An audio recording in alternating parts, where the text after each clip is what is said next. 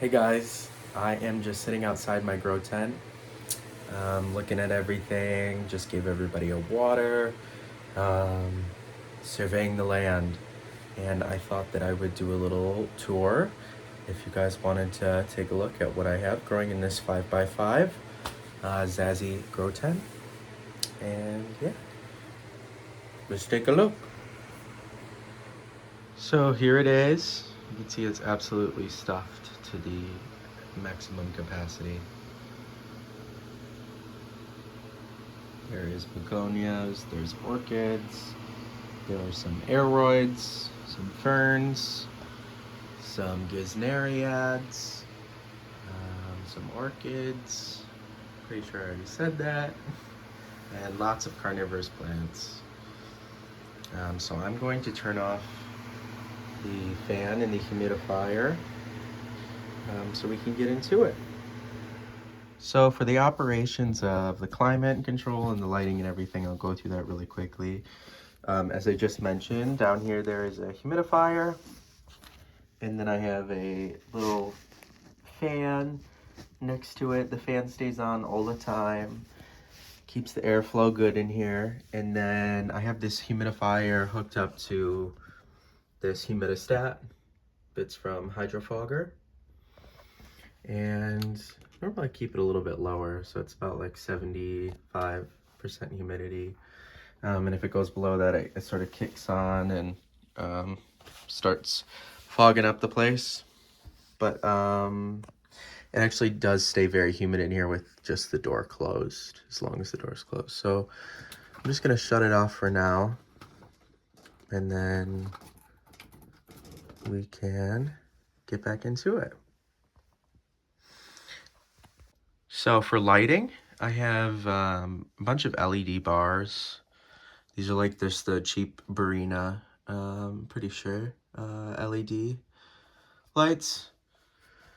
So I have 3 of them, and then I have a few LED grow lamps from Home Depot that I've had for years for growing carnivorous plants and such. So I have one up there over the orchids, a bunch of orchids and nepenthes hanging, and then 2 over here over my carnivorous plants. So now to get into the plants, this is a collagenous orchid that flowered over the winter, and kind of collagenous sort of go drier in the winter, and their pseudobulbs sort of shrivel up a bit. This is the collagenous speciosa that I have from Marlowe's Orchids, and I believe it's their clone. And the pseudobulb's still shriveled, but I'm starting to give this one more water again, so hopefully it perks up. Down here I have philodendron tuxelanum. Don't really do too much with this thing, just thrives. Next to it I have a big nepenthes Ime. It's got pictures kind of thrown up all over the place. Very classic of the Ime with that little antenna in the back. I also have some terrestrial utricularia growing in the pot in that sphagnum moss. Next door I have a type of coholaria. It was actually just flowering a ton, but now it's in between blooms. It was called Lucky Lucifer. Really pretty. Back here is a no ID streptocarpus that I got from the Violet Barn. So pretty. Such a pop of color in this green sea. Right here is a Begonia gardnerii. This is a really interesting dissected leaf type begonia. And this one's from Brazil. I got this from Steve's Leaves too, I'm pretty sure. Behind it, or next to it, is Begonia polyensis, which is called a spiderweb begonia.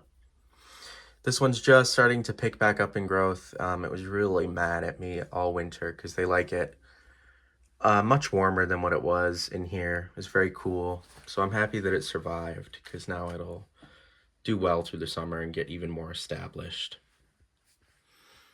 I have some Nepenthes in the back. This is Nepenthes Rocco. This is a type of Alata. What is it called? Gracilliflora. Back here. Little Phalaenopsis orchid that I missed. Next door I have a Paphiopedilum. Can't remember that. It's a complex hybrid. Can't quite remember the name of it. Down below here I have Begonia Old Blue. It could also be Begonia Elephant Ear.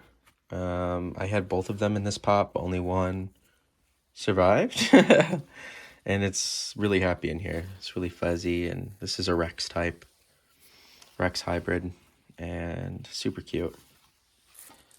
This is an epidendrum, but I can't remember the name.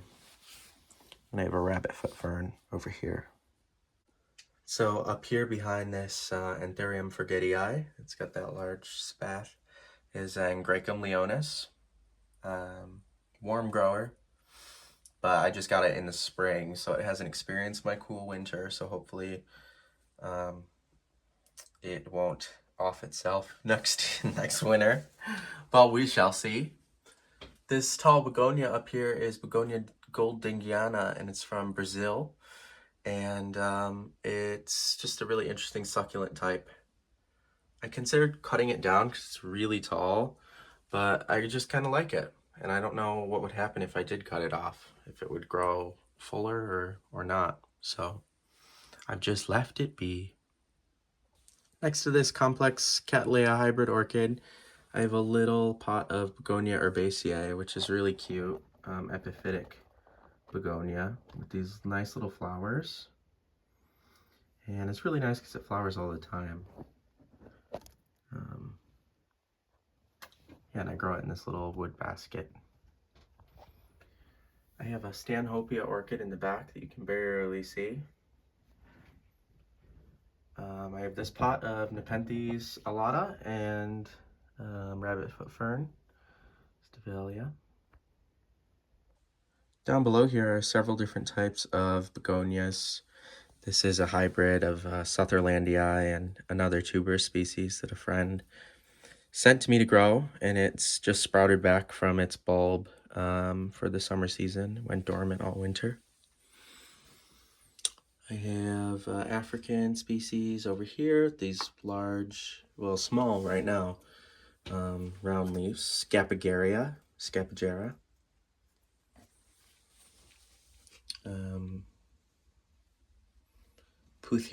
Puthoensis over here. Again, a lot of these begonias kind of died back in the winter because it was so cool.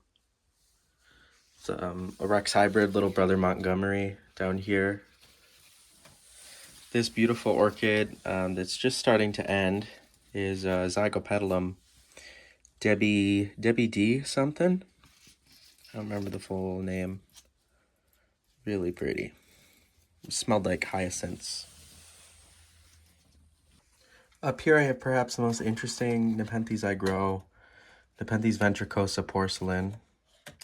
Super cool. It looks almost like fake with the peristome. It's almost like, it's like unreal. So cool. It's been pretty happy in here so far. I'm just remembering that we missed my utricularia, my Orchioides utricularia, Nilimbifolia cross reniformis, which this long flower spike goes to this little bin that I mounted up here of live sphagnum and this utricularia just growing in it. I have the flower that fell off today, just sitting up here. So pretty, it looks like it was painted. These are just an assortment of some Brassivola orchids. They did not do much over the winter because they are warm growers. So I'm just glad that they survived. Nepenthes spatulata up here.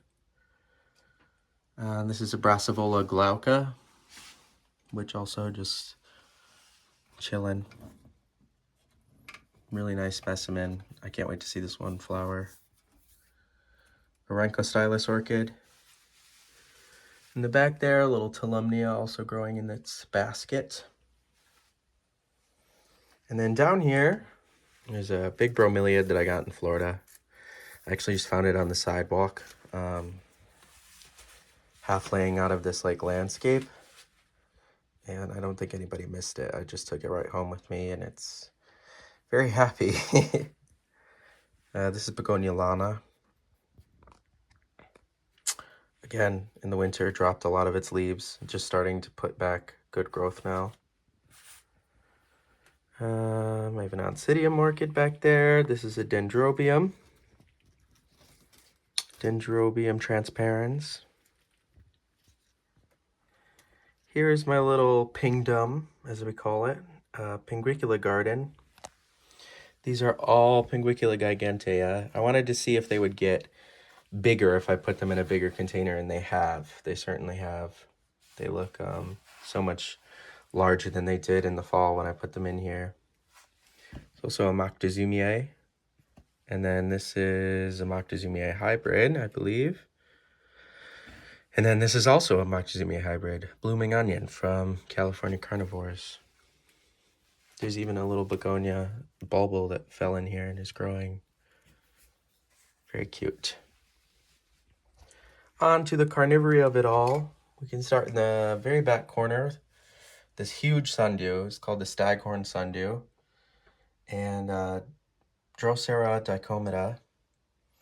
And it just sucks up so much water. And as soon as it dries out even just a little bit, it'll crisp on the edges. So it doesn't look the best that it could, but it still looks pretty good. Just needs a ton of water to look its best. Great flycatcher. Next to it, I have a Heliamphora from across the world from this sundew, this South American Heliamphora hybrid. This is Newton's cross heterodoxa, and it's just stunning. I'm so happy to be growing a Heliamphora. I obsessed over them when I was a kid, and yeah, it feels really cool to grow these plants that I've loved for so long.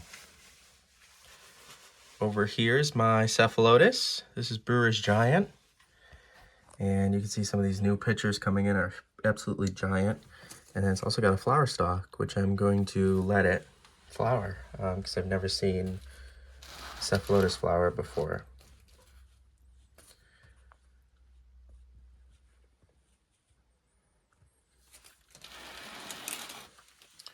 Over here is my Drosera tray.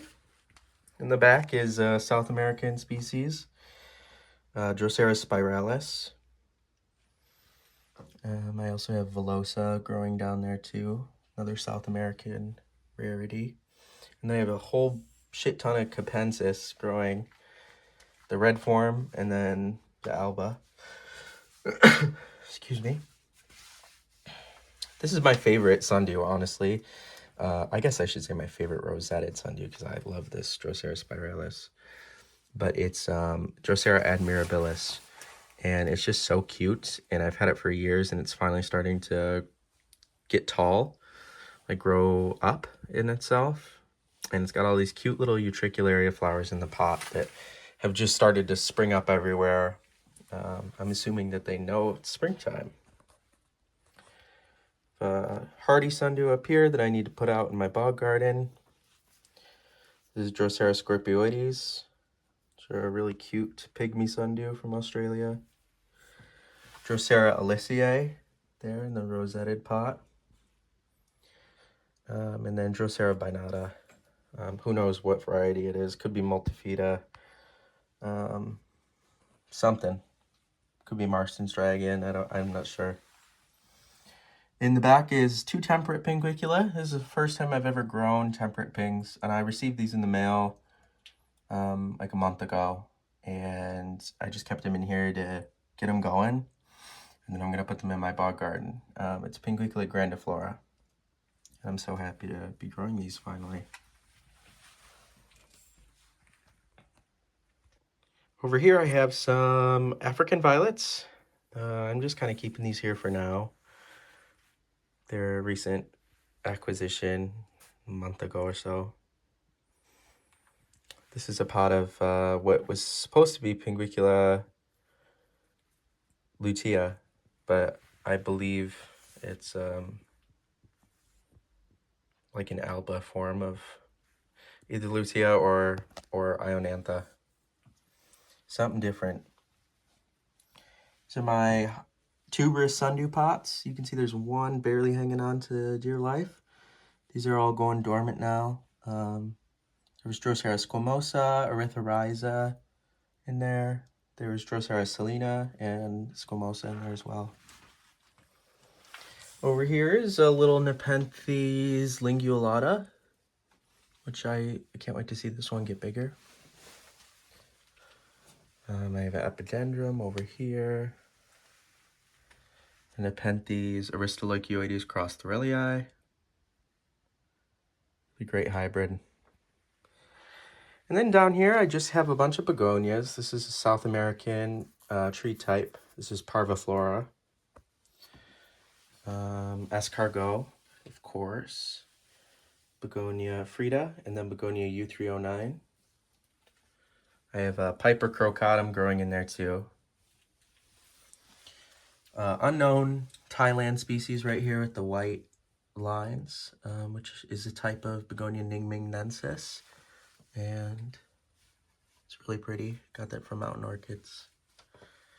These are just random begonias down here.